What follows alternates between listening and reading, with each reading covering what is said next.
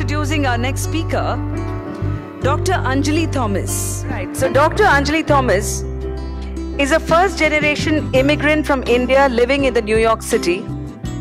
She has her master's in psychology from New York University and her doctorate in clinical psychology from Yeshiva University. Her area of expertise is in psychodynamic theory, specifically object relation self-psychology and relational psychology and trauma-informed practices. Anjali is also trained in cognitive behavioral therapy and dialectical behavior therapy. I know some of us don't understand these terms, and I'm sure it will reflect in her talk. Dr. Thomas uses these techniques in her work as a psychologist at Elmhurst Hospital's forensic intensive inpatient unit for women from Rikers Island. I was in fact asking her where this is, and she said that it's right in New York City, in fact next to JFK. She is committed to working towards finding alternatives to incarceration and prison reform. Now that is kindness that is so needed. Some of you may already be familiar with Dr. Kiran Bedi and the work she did in Tihar jail. Some of us have seen that as close, and as a journalist, I certainly believe very strongly in the need for this. Please join me in welcoming Anjali Thomas with a round of applause.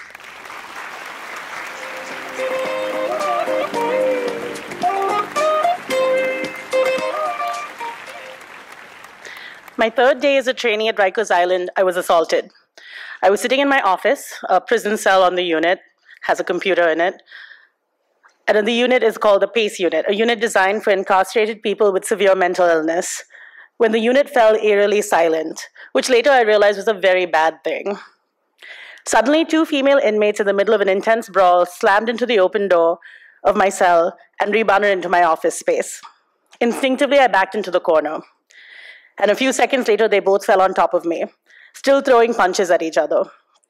I remained in a braced position under both of them, what felt like an eternity, but it must have only been a few seconds. Finally, a Department of Corrections officer calmly walks into the room, doesn't see me because I'm pinned under them, pepper sprays all three of us, and leaves. Panic filled my body as pepper spray filled my lungs. In that moment, I realized the two women had stopped fighting and were coughing instead. I took this moment to jump up, run out of the cell, find my supervisor who calmed me down. On the bus ride home, my knees were still knocking together and my hands would not stop shaking. I thought to myself, I can't go back there. I was simply too afraid and traumatized. But after processing the event, I did, and continued to work clinically with one of my assailants. I learned her story. She had spent most of her life institutionalized, from the foster care system to the inpatient psychiatric system to the state hospitals, and then where I met her, in the prison system. She had endured more hardship over her lifespan than most people can even begin to imagine, and was forced to build a hard exterior from the time she was a child to protect herself. She learned young to strike before being struck, a lesson embedded in all the institutions she had passed through. From simply being curious about her, I not only learned about her resilience, but that she was funny and interesting and intelligent and loved the Fast and the Furious movies, just like I did. Through a simple connection came empathy and understanding, and I was no longer afraid of her. In fact, I think I admired her.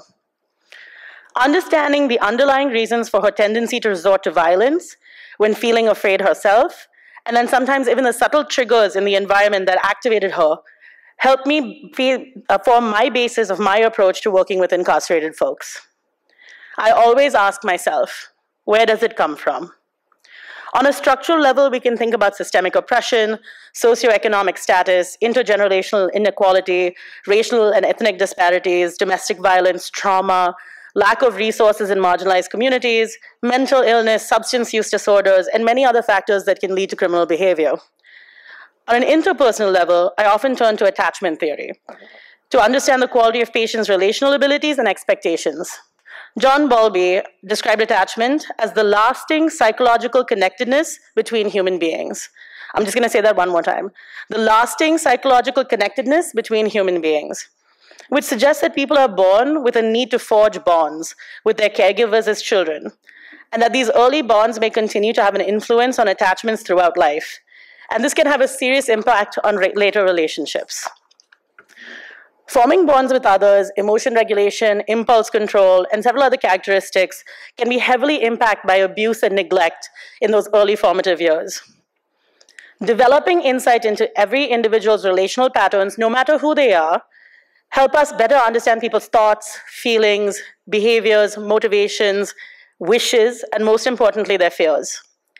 Empathy and kindness, along with a good dose of hypervigilance and being able to read body language, has got me through my life as a forensic psychologist. If one assault had so deeply impacted me, I couldn't even fathom the level of trauma most of my forensic patients had experienced, not only in jail, but across their lifespans, as a result of some of the aforementioned systemic oppressions that I talked about. The jail and the prison system, by design, is ill-equipped to humanely care for people with mental illness, and instead it systematically and harshly punishes such individuals. As per research done in 2022, the statistics are stark. People with mental illness in the US are 10 times more likely to be incarcerated than placed in a hospital. More than 70% of people in the US jails and prisons have at least one diagnosed mental illness or substance use disorder or both, and a third of incarcerated people have serious mental illness. The problem is more acute for women who are incarcerated. A survey found that 20% of women in jails and 30% in prisons had experienced serious psychological distress. The crisis is worsening. In 2010, approximately 30% of people in jail at Rikers Island had mental illness. 2017, it was 40%. Now, it's almost 50%. The suicide rate in prison is approximately 6 times higher than the general population. From 2001 to 2019, the number of suicides increased by 85% in state prisons, 61 in federal and 13 in local jails. The media would have us believe that the most horrific crimes are committed by dangerous, crazy people. This bias extends all the way to the criminal justice system, where persons with mental illness are treated as criminals, arrested, charged, and jailed for a longer time than people in the general population. However, repeated research has shown us that people with mental illness are less likely to commit crimes and more likely to be a victim of a violent crime.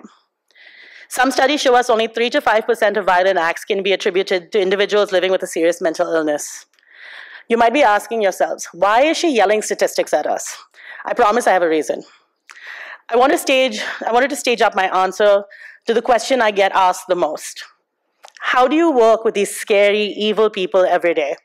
In fact, Mahima asked me, out of the hundreds of forensic mentally ill patients I've worked with, how many have I met that are evil? My answer then and now will always be 0.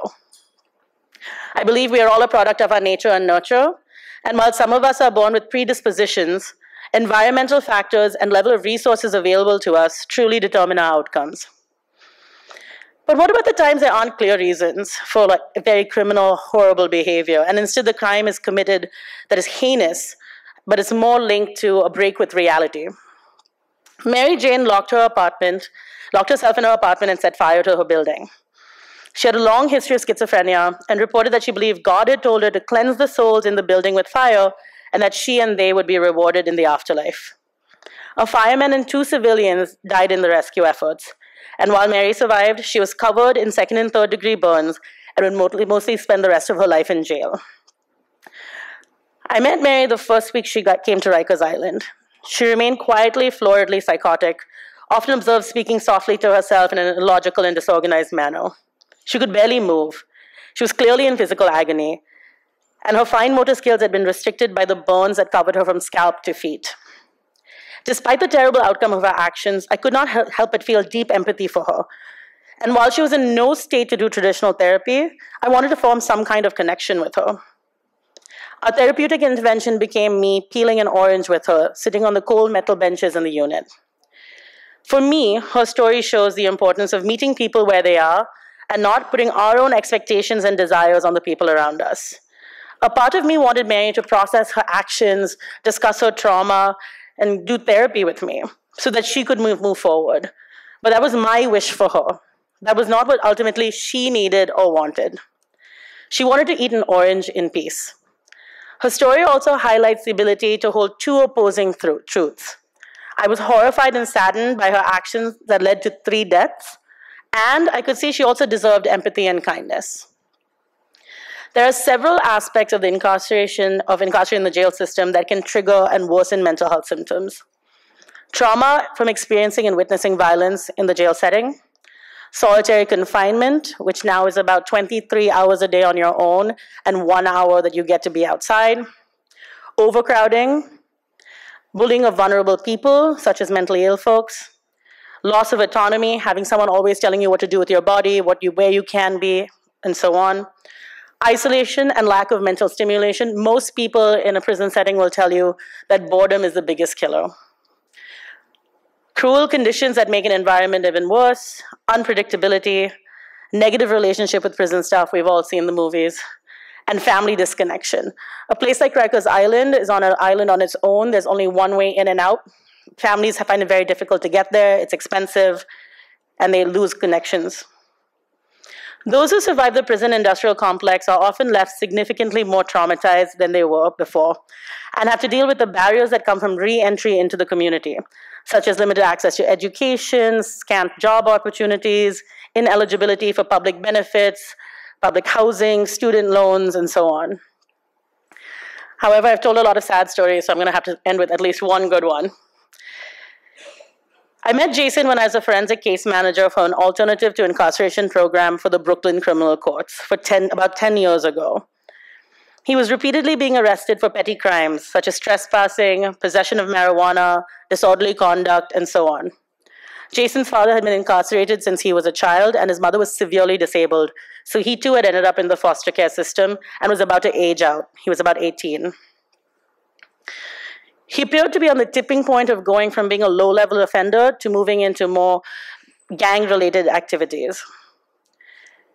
Instead of the judge sending him to jail, he was given a chance to work with my program. We quickly found Jason mental health services, community resources, financial benefits, and job training. And shortly after he complied with all of these things, his charges were dropped. About 6 years later, I was walking down the street in Chelsea, and I hear this booming voice behind me, "Miss Thomas, Miss Thomas." And I stop, and I turn around, and this giant man comes up and grabs me and gives me this big bear hug. He turns to introduce me to his fiancée and tells me he has a steady job. He hasn't been arrested since the time I met him, and he's doing really well. Sometimes people need a second chance, a third chance, a fourth chance, and more, and a little bit of kindness. Thank you.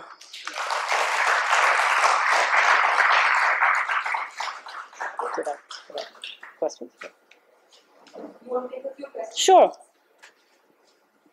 Any questions?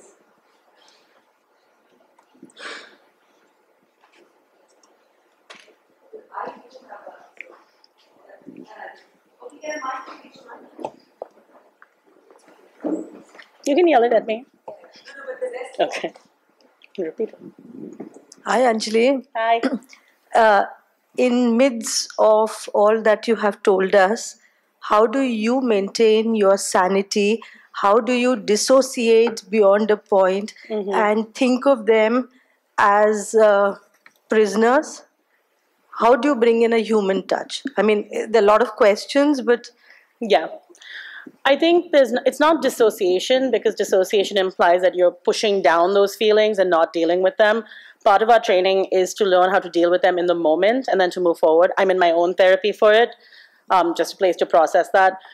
And I have a lot of coping skills and a lot of community, and I think that really helps sort of mitigate those difficult moments. Saying that, there are cases I take home. There are times I call my family at home and cry, and I'm like, I can't get this case out of my head. And it's difficult. Did I answer all your questions? Yes, okay. Yes, you did. If time permits, two questions or one. One is that why do you do what you do? What was the starting seed? Second is, are you an outlier in the scheme of things in the US? With the kind of things that you have shared with us and humanized it for us, aren't the authorities listening? What's happening if with the prison reforms? I'm going to start a second one first. Sure. There is a huge push towards prison reform in the US right now, especially in the more liberal political sort of leanings. However, when you have a system that is so deeply entrenched in problems, you have to burn it down to the ground. I once met a guy who was incarcerated at Rikers Island. He was doing an art show, and I went to his art show. And he said, stop saying that we need to fix the system, because the system is functioning just as it was supposed to. It's supposed to keep us down. So we have to burn it to the ground. And that's what they're doing. They're actually not burning, but they're dismantling Rikers Island. They have a 10-year plan to do that and make smaller prisons in the different boroughs so there's more access to family. Oh, and the first question was? Why do you do what you do? Specifically forensics, because I actually think that is the most vulnerable type of person there is. I think there's a misperception that people in the criminal justice system are, especially mentally ill people in the criminal justice system, are incredibly problematic and violent and evil. And I actually find them to be the most damaged, have the most difficulties, the most barriers. And so I feel like that's the people that I would want to work with. So did you move to the US from India? Or? Yeah, I grew up with some of them over there. I see. Okay. Yeah. Anyway, glad that you're doing what you're doing. Please, let's give it up for Anjali. Thank you.